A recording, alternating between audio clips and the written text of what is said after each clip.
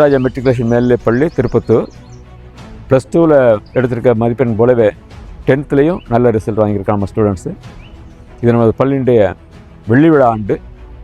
என்னுடைய கல்விப் பணியில் 50வது ஆண்டு துவக்க. இதில் இந்த குழந்தைகள் மிக சிறப்பான கிஃப்டை நமது பள்ளிக்கும் எனக்கும் கொடுத்துருக்கின்றார்கள். மிக்க மகிழ்ச்சி. முதல் மதிப்பெண் 492, 2வது மதிப்பெண் 2 பேர் 485, 3வது மதிப்பெண் 480 2 பேர். அது மாதிரி ஒவ்வொருத்தரும் மிக சிறப்பான மதிப்பெண்கள் பெற்று தெரிவித்து விட்டிருக்கிறார்கள்.